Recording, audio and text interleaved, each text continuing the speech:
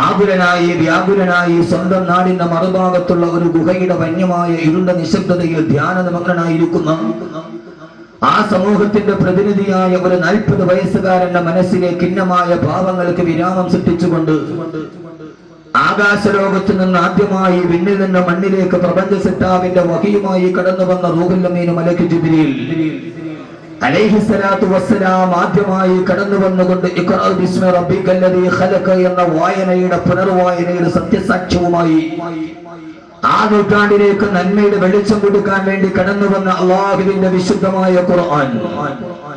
ആ ഖുർആൻ ലോകത്തിലെ അത്ഭുതങ്ങളുടെ മഹാത്ഭുതമാകാനുള്ള ഏറ്റവും പ്രധാനപ്പെട്ട കാരണം ഹിറാ ഗുഹയുടെ വന്യമായ ഇടനാടികളുടെ ഏറ്റവും വലിയ ഭീതിപ്പെടുത്തുന്ന ഏകാന്തതയിൽ തനിക്ക് അവതരിപ്പിക്കപ്പെട്ട ഇഖ്റ എന്ന ആദ്യത്തെ പ്രഥമ പഞ്ചസൂക്തങ്ങളുമായി ലോകത്തിന്റെ മുമ്പിൽ അവതരിപ്പിക്കാൻ വേണ്ടി ജബൽ അബൂ ഖുബൈസ് പർവ്വതത്തിന്റെ ഉത്തുംഗ ശൃംഗങ്ങളിലോട്ട് കടന്നു നിന്ന് തന്റെ മുമ്പിൽ വന്നു നിന്ന ചിരപരിചിതരായ തന്റെ ബന്ധുക്കളായ തന്റെ മിത്രങ്ങളായ തന്റെ കുടുംബാംഗങ്ങളായ ആയിരക്കണക്കിന് ആളുകളോട് ആദ്യമായി അല്ലാഹുവിന്റെ വിശുദ്ധമായ ഖുർആൻ കൊടുത്ത ദൗത്യം പൂർത്തീകരിക്കാൻ വേണ്ടി ആദ്യമായി അല്ലാഹുവിന്റെ വിശുദ്ധമായ ഖുർആനിനെ പരിചയപ്പെടുത്തുമ്പോ ആദരവായ പ്രവാചകൻ നബി മുഹമ്മദ് മുസ്തഫ സല്ലല്ലാഹു അലൈഹി വസല്ലമ പറഞ്ഞു കൊടുത്തത് സ്വർഗത്തെ കുറിച്ചായിരുന്നില്ല, ഭീതിപ്പെടുത്തുന്ന നരകത്തെ കുറിച്ചായിരുന്നില്ല, നാളെ പാരവശ്യതയോടെ പരീക്ഷണങ്ങൾ പരിഭ്രാന്തരായി നീന്തിപ്പോകുന്ന മഹിഷറയെ കുറിച്ചായിരുന്നില്ല, ഏറ്റവും വലിയ നീതി തുലാസിനെ കുറിച്ചായിരുന്നില്ല.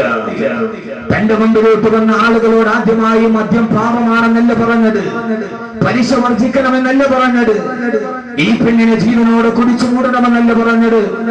6-ാം നൂറ്റാണ്ടിലെ മനുഷ്യത്വം പറ്റിപ്പോയ മനുഷ്യരുടെ ഉള്ളിലേക്ക് ശ്ലീലമേതാണ് അശ്ലീലമേതെന്ന് തിരിച്ചറിയാൻ കഴിയാത്ത ജനതയോട് ആദ്യമായി പറഞ്ഞു കൊടുത്തത് ഈ പറയുന്ന എല്ലാ സാമൂഹിക തിന്മകൾക്കും ഒരു അവസാനം ഉണ്ടാകണമെങ്കിൽ നിങ്ങളറിയണം ഈ കാണുന്ന അഖില ലോക ബ്രഹ്മാണ്ഡ കടാകത്തെ മുഴുവനെ സൃഷ്ടിച്ചു പരിപാലിച്ചു പോകുന്ന ഈ ഭൂമിയെ സൃഷ്ടിച്ച, ഈ സൂര്യനെ സൃഷ്ടിച്ച, ഈ താരാപഥങ്ങളെ, ഈ നബൂലകളെ, ഈ ഗാലക്സികളെ, ഈ ഉൽക്കകളെ, ഈ തരംതല്ലി നടക്കുന്ന തിരമാലകളെ, ആ തിരമാലകളുടെ ഉള്ളിലൂടെ പഠിച്ചു നീന്തി പോകുന്ന മരൽ മത്സ്യങ്ങളെ എല്ലാത്തിനെയും ഈ സസ്യലതാദികളെ, ഈ വൃക്ഷതരുലതാദികളെ മുഴുവനും പരിപാലിച്ച് സംഹരിച്ചു പോകുന്ന ഏകനായൊരു പടച്ചതമ്പുരാനുണ്ടെന്ന് എല്ലാം ഒരു ഒരൊറ്റ നിമിഷം കൊണ്ട് ഈ ലോകത്ത് സൃഷ്ടിക്കപ്പെട്ടതല്ല. ഈ പർവ്വതങ്ങളും ഈ ഗിരിശൃംഗങ്ങളും ഈ സൂര്യനും ഈ ചന്ദ്രനും നിങ്ങൾ കാണുന്ന ഗോചരവും അഗോചരവുമായ എല്ലാ സകലമാന വസ്തുക്കളും ഈ മനുഷ്യനും ഈ മൃഗങ്ങളും ഈ നാൽക്കാലികളും ഏകകോശ ജീവിയായ അമീബയടക്കമുള്ള എല്ലാ സർവ്വതരാതരങ്ങളും ആ തരാതരങ്ങളെല്ലാം ഒരൊറ്റ നിമിഷം കൊണ്ട് പെട്ടെന്ന് സൃഷ്ടിക്കപ്പെട്ടതല്ല. ഓമാ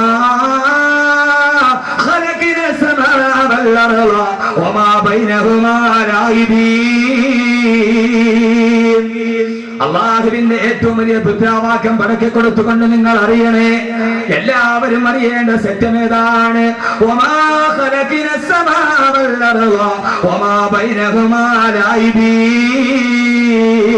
ഈ ആകാശവും ഈ ഭൂമിയും ഈ ആകാശഭൂമികളുടെ ഇടയിലുള്ള സർവ്വധരാധരങ്ങളും അതിനെയൊന്നല്ല ഒരു കരിതമാശയായി സൃഷ്ടിക്കപ്പെട്ടതല്ല, അവരൊറ്റ ദിവസം കൊണ്ട് മുളച്ചു പൊന്തിയതല്ല, ഈ സൂര്യനൊരു മഹാവിസ്ഫോടന സിദ്ധാന്തത്തിലുണ്ടായതല്ല, ഈ സൂര്യൻ ആരും അറിയാതെ കിടക്കുതിച്ചതല്ല, ഈ ചന്ദ്രൻ രാത്രി പോയപ്പോ ആരും അറിയാതെ വന്നതല്ല.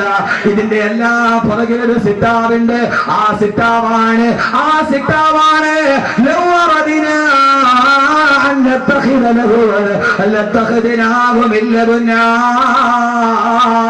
ഒരു കരിതമാശയായി സൃഷ്ടിക്കണമെങ്കിൽ എന്റെ കഴിയാത്തതെന്നാണ്? എല്ലാം ഞാനാണ് പടച്ചത്, എല്ലാം ഞാനാണ് നിയന്ത്രിക്കുന്നത്, എല്ലാം എന്റെ കീഴിലാണ്. ഞാൻ അറിയാതെ ഈ ലോകത്തൊന്നും സംഭവിക്കുകയില്ല.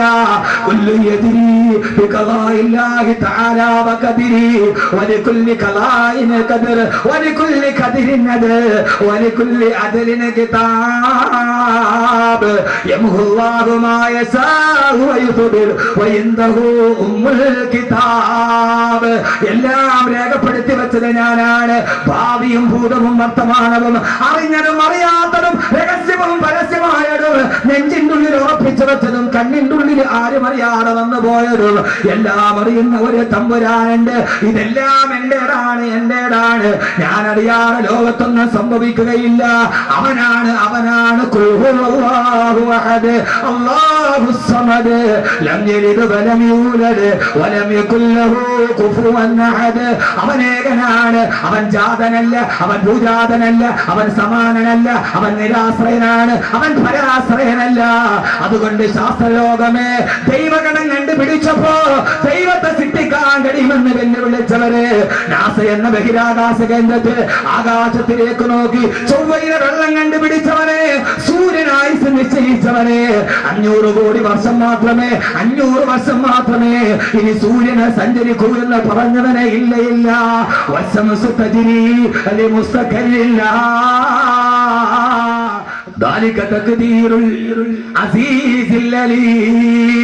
ഈ സൂര്യൻ സഞ്ചരിക്കുന്നുണ്ട്, അത് പടിഞ്ഞാറൻ ചക്രവാളത്തെ ലക്ഷ്യമാക്കി നീങ്ങുന്നുണ്ട്.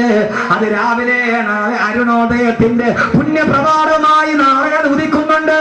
ആർക്കും അതിന്റെ ആയുസ് നിശ്ചയിക്കാൻ കഴിയില്ലെന്ന് 14 നൂറ്റാണ്ടുകൾക്ക് മുമ്പേ ഈ അത്ഭുതങ്ങളുടെ മഹാത്ഭുതമായ ഖുർആൻ ആരോടാണ് പറയുന്നത്? അബൂബക്കറിനോട്, ഉത്തമത്തിനോട്, ശൈബത്തിനോട് ഭ്രമണപഥത്തെ കുറിച്ച്.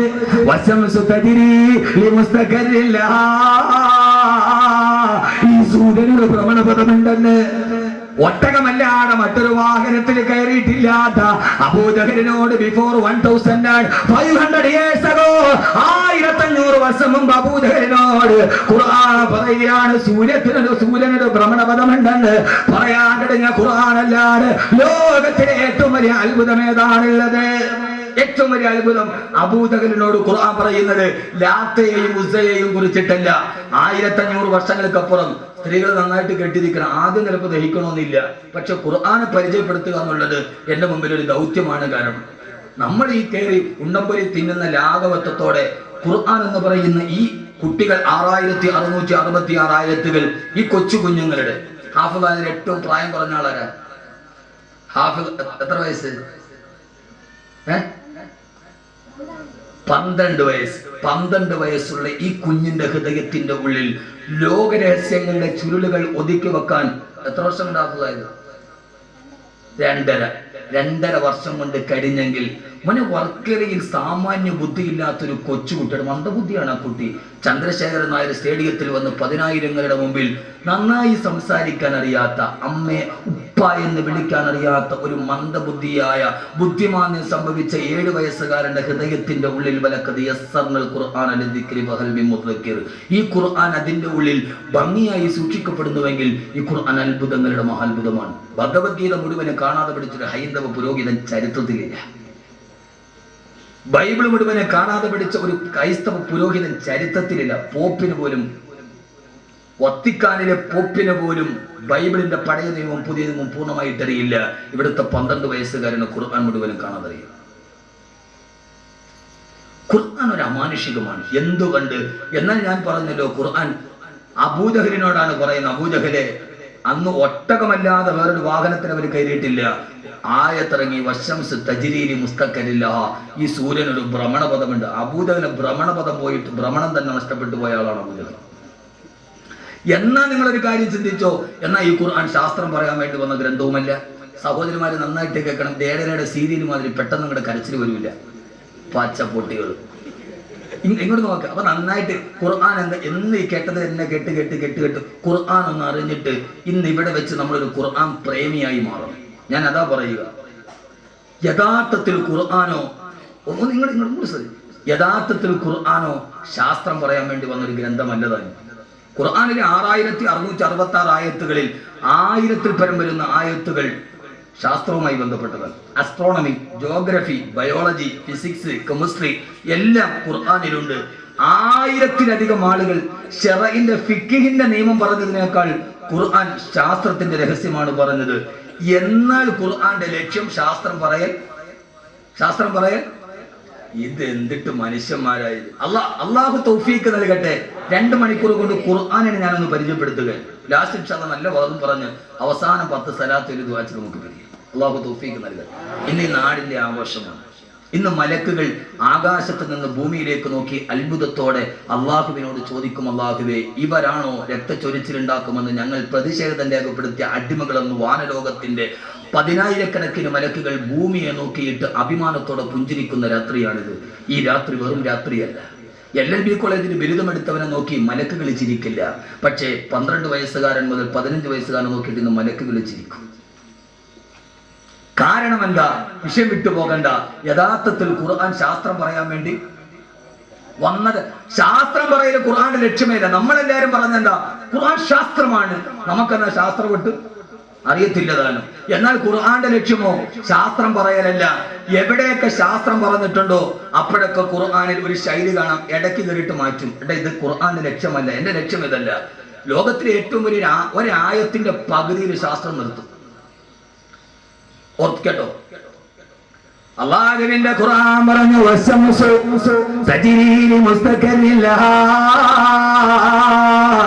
ഈ സൂര്യനതിന്റെ ഭ്രമണപഥത്തിലൂടെ സഞ്ചരിക്കുകയാണ്. പകുതി ആയത്തിൽ നിർത്തിക്കളഞ്ഞ് ഇനിയില്ല. ഒരു ശാസ്ത്രം പറയാൻ പകുതി ആയത്ത്, എന്നിട്ട് ഇടയ്ക്ക് കയറിയിട്ട് പറഞ്ഞ് നീ ചിന്തിക്കണ്ട, അത് ഈ പ്രകൃതിയുടെ സൗന്ദര്യമാണെന്ന്.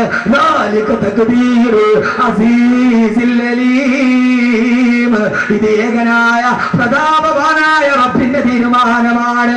ശാസ്ത്രം പറയൽ ഖുർആന്റെ ലക്ഷ്യമല്ല, അള്ളാഹനെ പറയലാണ് ഖുർആന്റെ ലക്ഷ്യം. പടച്ചറപ്പിനെ പഠിപ്പിക്കലാണ് ഖുർആന്റെ ലക്ഷ്യം. അതുകൊണ്ടാണ് അതോടെ നിർത്തി. ഇനിയില്ല. ശാസ്ത്രം അവിടെ വെച്ച് അവസാനിക്കുകയാണ്. ഒന്ന് ഖുർആൻ ഒരു നോക്ക്, എവിടെ നോക്കിയാലും ഇത് തന്നെയാണ്.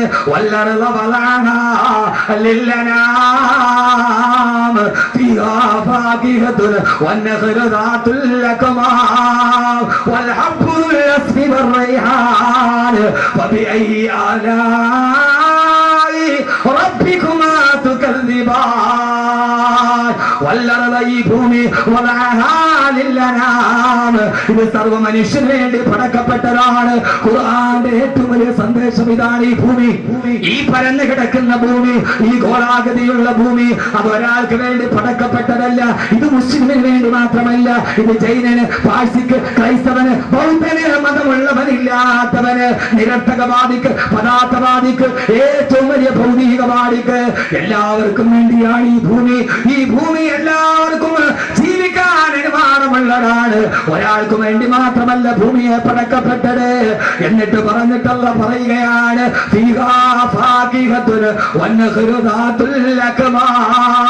പറയുന്നത് ദുനിയാവിനെ കുറിച്ചാണ്. ഈ സുന്ദരമായ നെൽക്കതിരുകൾ, ഈ സുന്ദരമായ ഭവിടങ്ങൾ, ഈ സുന്ദരമായ ഭൂമേതകങ്ങൾ, ഈ കാണുന്ന പടവർഗങ്ങൾ, ആഹാര പദാർത്ഥങ്ങൾ, ഈ സുന്ദരമായ ധാന്യമണികൾ, അതിന്റെ ഇടയിലോട്ട് പെട്ടെന്ന് കയറുകയാണ്. അതിന് നിങ്ങളുടെ മനം മയക്കരുത്. ഭക്ഷണത്തെ കുറിച്ച് പറയാമെന്നതല്ല വിശുദ്ധ ഖുർആൻ.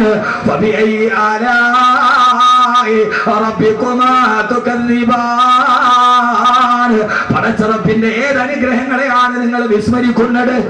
എല്ലാം പറഞ്ഞിട്ടിടയിൽ കയറുകയാണ്. ശാസ്ത്രം പറയല് ലക്ഷ്യമല്ല, അള്ളാഹനെ പറയലാണ് ലക്ഷ്യം.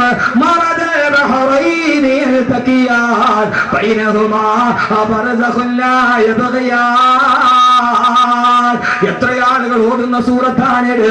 2 സമുദ്രങ്ങൾ വന്ന് ഒരുമിച്ച് ചേരുന്ന സ്ഥലമുണ്ട്. 2 സമുദ്രങ്ങൾ ചേരുന്ന സ്ഥലം. ഇന്നും കാസ്പിയൻ കടലും മെഡിറ്ററേനിയൻ സീയും തമ്മിൽ ഒരുമിച്ച് ചേരുന്ന സ്ഥലം.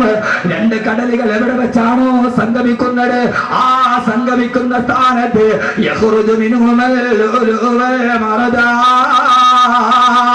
അള്ള പറയുകയാണ്, ഈ 12 വയസ്സുകാരൻ കാണാതെ പഠിച്ചത് ഖത്തമോതുന്ന ഖുർആൻ മാത്രമല്ല, അവന്റെ മനസ്സിന്റെ ഉള്ളിൽ ഇരിക്കുന്നത് ഇതാണ്.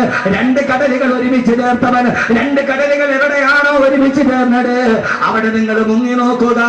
അവിടെയാണ്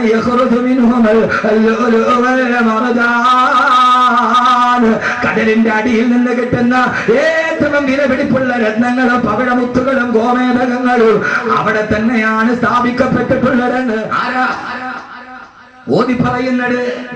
അത്ഭുതം ഇവിടെയല്ല, ഖുർആൻ അത്ഭുതങ്ങളുടെ മഹാത്ഭുതം. സമുദ്രങ്ങൾ സംഗമിക്കുന്നിടത്ത് പവിഴമുത്തുക്കലുണ്ടെന്ന് ഓതി പറയുന്നതാരാ? ജീവിതത്തിൽ ഇതേവരെ സമുദ്രയാത്ര ചെയ്തിട്ടില്ലാത്ത, ഇതേവരെ ഒരു കപ്പലിൽ കയറി സമുദ്രത്തിൽ യാത്ര ചെയ്തിട്ടില്ലാത്ത ആമിനയുടെ മുത്തുമോനെ മുത്തലീ നബി മുഹമ്മദ് മുസ്തഫ പറയുന്നത്. രണ്ട് കടലുകൾ ചേരുന്ന സ്ഥലത്ത് പോയി മുങ്ങി നോക്കിയാൽ അവിടെ ഏറ്റവും വിലപിടിപ്പുള്ള രത്നങ്ങൾ ഉണ്ട് എന്ന് ഓതി പറയുന്ന ആൾ ജീവിതത്തിൽ ഇന്നേവരെ സമുദ്രയാത്ര ചെയ്തിട്ടില്ലാത്ത, കപ്പലിൽ കയറിയിട്ടില്ലാത്ത നിരക്ഷരനായ പ്രവാചകൻ നബി മുഹമ്മദ് മുസ്തഫ. എന്താ ഈ ഖുർആൻ അത്ഭുതമാവാത്തത്? എന്റെ പൊന്നുമോനെ, നമ്മൾ തിന്നുന്ന ബിരിയാണി അരി ഇപ്പൊ കടല് കൂടുന്ന കാര്യം പറഞ്ഞാൽ നിങ്ങൾക്ക് ഇപ്പൊ കിടക്കക്കുഴി നിങ്ങൾക്ക് മനസ്സിലാവില്ലെങ്കിൽ എന്റെ പൊന്നുമോനെ, നിങ്ങൾക്ക് മനസ്സിലാവുന്ന ഒരു സാധനമുണ്ടല്ലോ. ഇപ്പൊ ഞാൻ അസ്ട്രോണമി പറഞ്ഞ, താരാപഥം പറഞ്ഞ, ഗാലക്സി പറഞ്ഞ, പ്രകാശവർഷം പറഞ്ഞ, ഇനി മനസ്സിലാകുന്നില്ലെങ്കിൽ പെണ്ണുങ്ങളെ നിങ്ങൾക്ക് മനസ്സിലാവണ ഒരു സാധനം ഉണ്ടല്ലോ. ഈ കുടച്ചതിനുള്ള സാധനം ഉണ്ടല്ലോ, ബസ്മതി അരി, ബിരിയാണി അരി. അല്ലാഹുവിന്റെ ഖുർആൻ പറഞ്ഞു, വൽ ഹബ്ബു ബിൽ അസ്ഫി വർ റൈഹാൻ, നല്ല സുഗന്ധമുള്ള സുന്ദരമായ ധാന്യപതുക്കൾ നിങ്ങൾക്ക് ഞാൻ ഭക്ഷണമായി തന്നില്ലയോ? ബസ്മതി അരിയെ കുറിച്ചിട്ടാണ് ഈ പറയുന്നത്.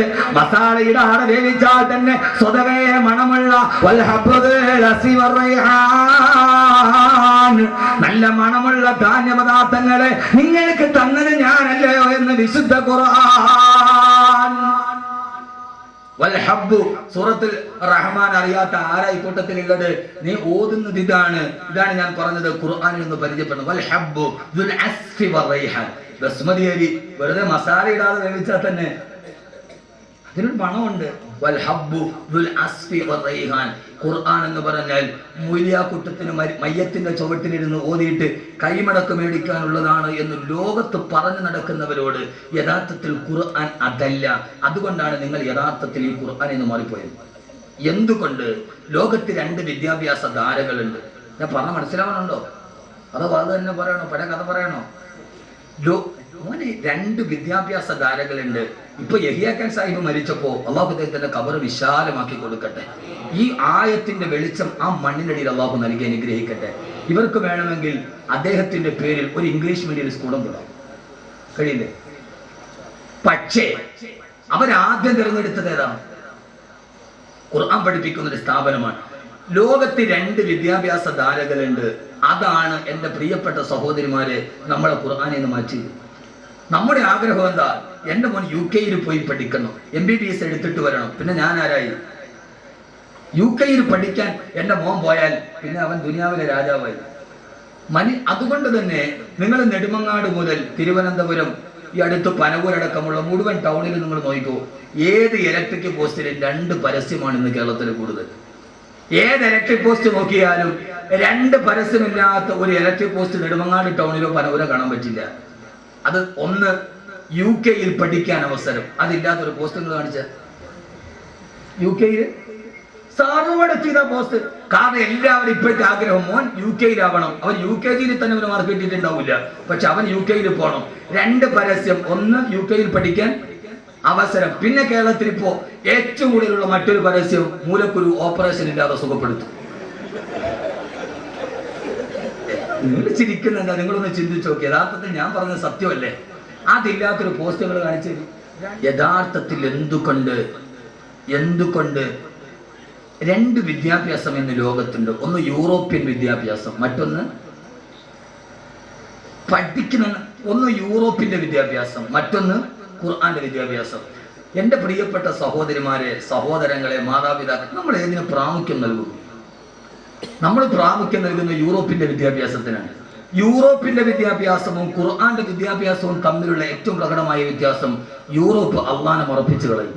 യൂറോപ്പ് അള്ളാനെ, അവിടെ ദൈവമോ നീതിയോ ധർമ്മമോ യൂറോപ്പിന് പ്രശ്നമല്ല. ഒരു പ്രശസ്തനായ എഴുത്തുകാരനുണ്ട്, രാമു കരിയാട്ട്.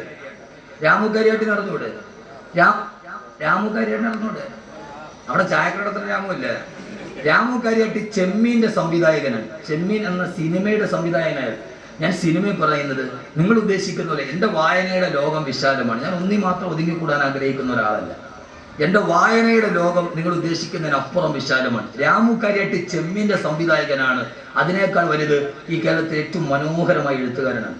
അദ്ദേഹം ലണ്ടനിൽ സായിപ്പിന്റെ അതിഥിയായിട്ട് പോയി. യൂറോപ്പിനെ മനസ്സിൽ കയറുന്ന പെണ്ണുങ്ങളൊന്ന് പഠിച്ചോളി, രക്ഷകർത്താക്കളും.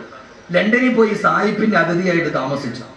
ആ സമയത്ത് നല്ല കുളിരുള്ള രാത്രി മദാമയും സായിപ്പും കൂടി തീ കാഞ്ഞു, വിറക് തീ കത്തിച്ചു കുളിര് മാറാൻ. തീ കാഞ്ഞുകൊണ്ടിരുന്നപ്പോ മദാമ സായിപ്പിനോട് പറഞ്ഞു, സായിപ്പേ എനിക്ക് വല്ലാതെ തണുക്കുന്നു, എന്നെ ഒന്ന് ചേർത്ത് പിടിക്കാൻ പറഞ്ഞു, തണുപ്പ് പറഞ്ഞു. അപ്പൊ സായിപ്പ് പറഞ്ഞു മദാമയോട്, എനിക്കിപ്പോ നിന്നെ ചേർത്ത് പിടിക്കാനുള്ള മൂടില്ല, മൂടുണ്ടെങ്കിൽ നീ ഒന്ന് ചേർത്ത് പിടിക്കാൻ. ഇതാണ് യൂറോപ്പ്. ഭാര്യ ഭർത്താവിനോട് പറഞ്ഞു എനിക്ക് തണുക്കുന്നു, എന്നെ ഒന്ന് ചേർത്ത് പിടിക്കാൻ. അപ്പൊ ഭർത്താവ് പറയും ഇപ്പൊ എനിക്ക് മൂടില്ല, അടുത്തൊരു അയലോക്കക്കാരനോട് പറ്റുമെങ്കിൽ നീ ഒന്ന് ചേർത്ത് പിടിക്കാൻ. ഇതാണ് യൂറോപ്പ്. ഇതാണ് യൂറോപ്പ്. നിങ്ങൾ ചെറുപ്പക്കാരെ, നിങ്ങളുടെ മനസ്സിൽ ഇത് നന്നായിട്ട് വേരൂടിയിട്ടുണ്ട്. അതുകൊണ്ടാണ് അർജന്റീനയുടെ ഫുട്ബോൾ താരം മെസ്സിയുടെ ചിത്രം നിങ്ങളുടെ വീടിന്റെ വാതിലി വന്നത്. മെസ്സി അറിഞ്ഞൂടെ? മെസ്സി അർജന്റീനയും ബ്രസീലാ. മെസ്സി, ലയണൽ മെസ്സി അർജന്റീനയും ബ്രസീലാ. നിങ്ങളെല്ലാം മുത്തക്കികളാണല്ലോ പടച്ചവൻ വരാന്. ഒരാൾക്ക് മെസ്സി അർജന്റീന എന്നാ ഞങ്ങൾക്ക് അറിയില്ലെങ്കിൽ ഞാൻ ആ വിഷയം വിട്ടു. മെസ്സി അർജന്റീനയോ ബ്രസീലോ? എന്തുകൊണ്ട്? യഥാർത്ഥത്തിൽ മെസ്സി ആരാ? പച്ച വ്യഭിചാരി. മെസ്സി ആരാ? പച്ച വ്യഭിചാരി. എന്നോട് ഒരു വിഷവും നിങ്ങൾക്ക് തോന്നരുത്. ലയണൽ മെസ്സി ആരാ? പച്ച വ്യഭിചാരി. കഴിഞ്ഞ വേൾഡ് കപ്പിൽ അർജന്റീന തോറ്റെന്ന് അന്തം വിട്ട തോക്കൽ തോറ്റു, എതിരില്ലാത്ത 4 ഗോളിനും. തോറ്റ പരാജയ ഭീതി മാറ്റാൻ പിറ്റേ ദിവസം രാവിലെ എയർപോർട്ടിൽ വെച്ച് പിറ്റേ ദിവസത്തെ വീക്കമാഗസിന്റെ ഒരു ഫോട്ടോ വന്നു.